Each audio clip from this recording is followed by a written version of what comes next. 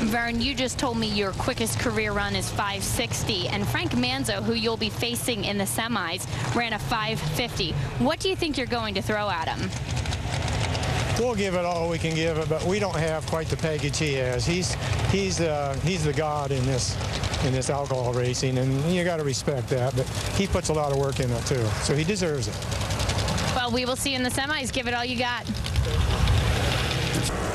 Yeah, Vern spoke with great reverence about Frank Manzo in that interview with Lauren in the last round. I mean, everybody realized Frank is absolutely the best. He's done it almost longer than anybody. I say almost because the guy in the other lanes actually made more runs down the track or been in more races than Frank. But Frank just takes everything to a different level. And that 550 that he ran in the last round was just amazing. The drivers had a talk earlier in the weekend with Graham Light. They talked about safety on the race cars, and people talked about the speeds of the cars. It was funny because somebody was busting on Frank, and they said, well, you know, funny cars really haven't made that much of a difference in performance over the last couple of years. And somebody actually stood up and said, yeah, look, Frank still can't run as quick as Bob Tasca did.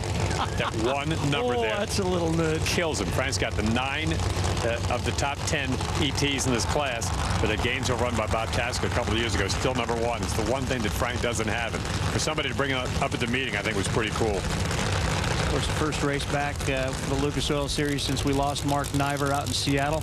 Everywhere you look, you can see some bullet racing stickers on everybody's car. Thoughts and prayers still with that family? Yeah, I know some changes on these race cars coming up pretty short. There's some things that will be mandated to try to keep them a little safer. Well, the question now is, can Vern Moats do anything with Frank Manzo? Lewis talked about it earlier, stat guy. Frank has made a mistake early this year. Will he make one here? Will Moats capitalize? No. No. And no. Wow, 550 flat again, 260 miles an hour. Oh, my goodness. That's a bracket car now. Well, it's amazing. I said at the beginning of the show that, you know, Frank was almost 2/10 better than the number 2 qualifier.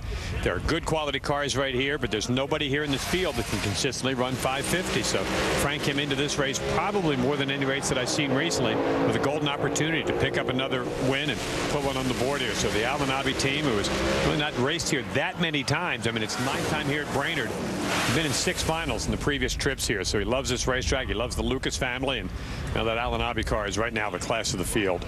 2/10 the gap from first to second. 2/10 the difference between our finalists. As Frank Manzo with his 550 will pick lane choice over Thomas Carter, who ran a 570.